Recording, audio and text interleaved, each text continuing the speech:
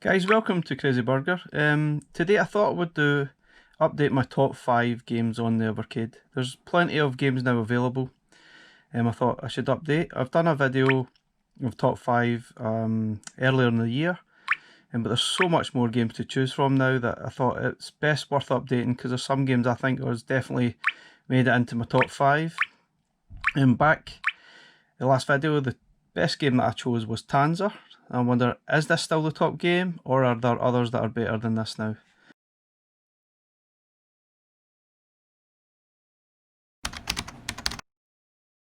Okay guys, at number 5 I have chosen Dream World Pogie from the Oliver Twins collection. Let's have a look at it. So Dream World Pogie was pleasantly surprised with. I know it was a game on the NES earlier, but it's only 3 years old or something, I think, but it's such an addictive, fun game, very simple to play, as we can see here. Simple, really collect all the stars on the level, but it's simple, but it's so much fun. Easy to die, right enough, but very effective,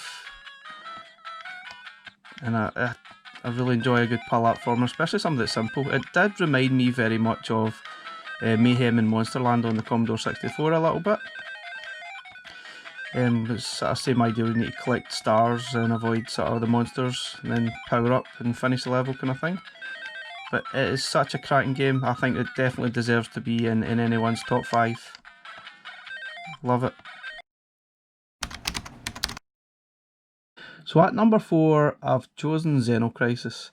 Probably a bit controversial, as I know people think it's probably one of the best games, which it's such a top game, but I just found that it's extremely hard and frustrating to play, but it's so good. You can just play it, it's so well designed, it's fun, and let's have a little look at it. So Zeno Crisis is one of the games you can actually get it on other consoles, that's the Nintendo Switch, the Xbox, but I think it retails something like £16 on its own, whereas in this box set you get 2 games for the $15.99, which is, or $14.99, which is absolutely brilliant. It's great value, and there are 2 top games on this one cartridge, which is terrific. You see, this is the second level boss, which is so difficult, but it's probably not as difficult as the first one, I don't think. But overall the game is really fun, it's addictive, but it's so difficult. It is amazingly hard. But it's difficult not to enjoy it at the same time because it's so well done. Obviously very Smash TV like, but it's a terrific game. Let's load on a slightly later one. And it's difficult to sort of not get overwhelmed with some of the enemies in the later levels. But yeah, it's such a well designed little game, simple to pick up and play, and I think it actually really works well in the Evercade, using the buttons and the directional with the way it's shooting. It's impressive. But yeah, it's too limp and hard. I wouldn't say I was particularly great at it. I wouldn't say it was the worst either, but it's difficult, which is maybe why I've not rated it higher than than other people might, just because it's so hard.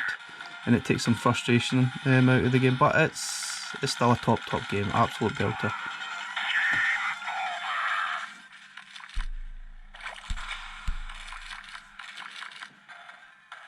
So let's move on to number 3 on the list.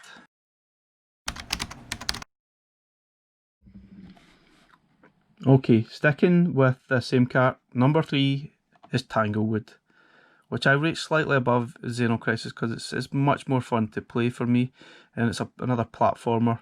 It's a puzzle platformer, which is so well designed. Again, this was available first on the Mega Drive, I believe, a few years back. But it's such a lovely looking game. It sounds great, and it's really well done. Tricky to play and understand, but once you get a hold of it, it's a really, really cool game. Let's have a look at it.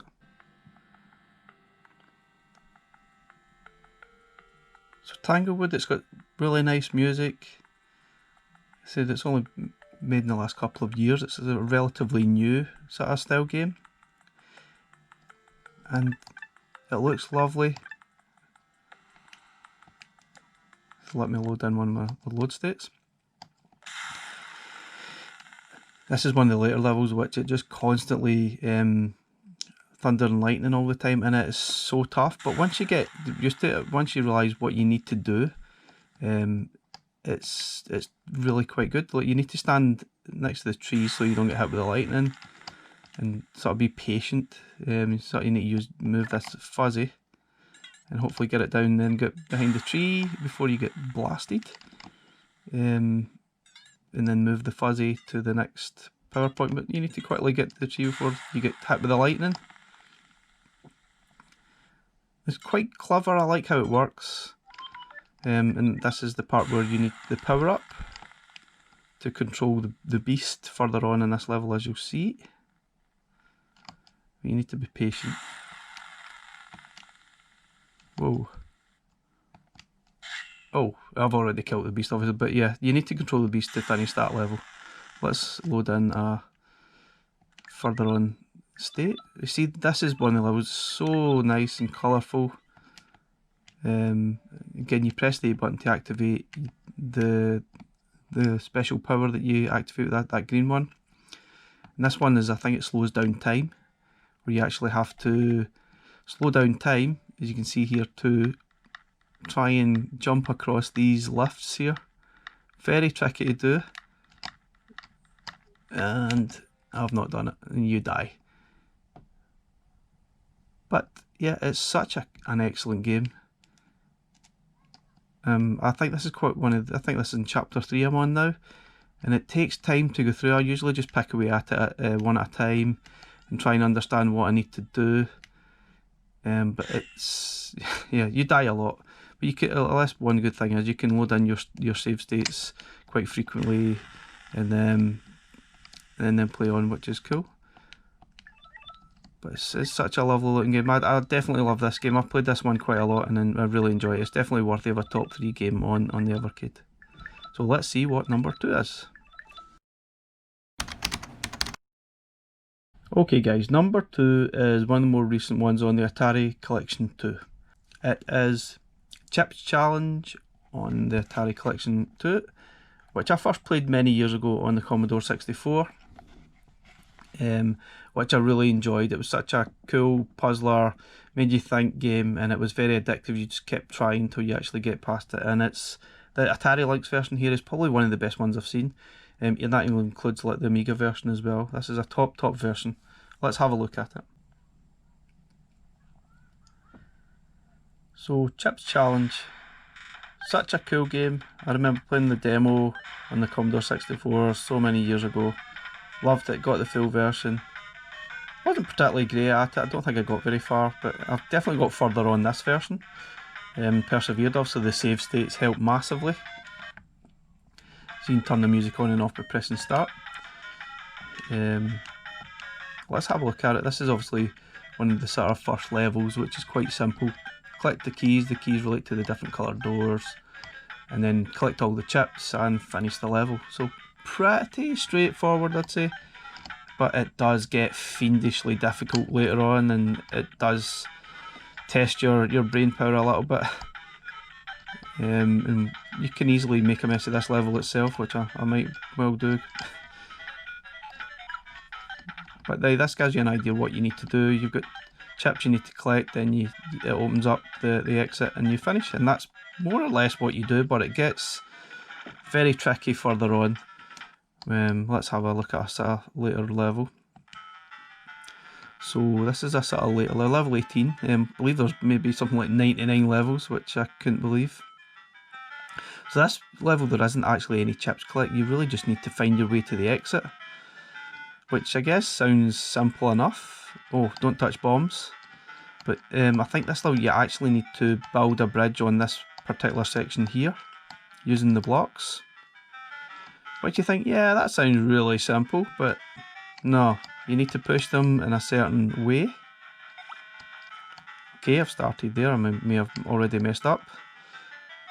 You can see where the blocks are. If you push them the wrong way, you need to start all over again. Like I've already done, I've messed up already. So I really should have pushed that in. You see I can't really do anything with that. So once it's against the wall, you really can't do anything, and I've obviously messed up. But you get the idea. It's fiendish. It's absolutely fiendishly addictive.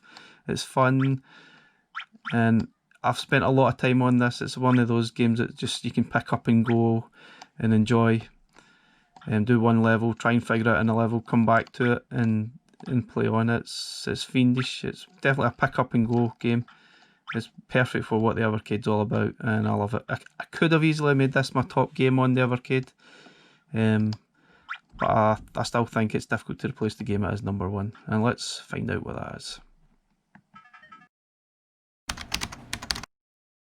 So, despite all the new games, I still think Tanzer is the best game still available. I think that's quite controversial. Many people disagree, but it's such a top game. Here it's here, Tanzer.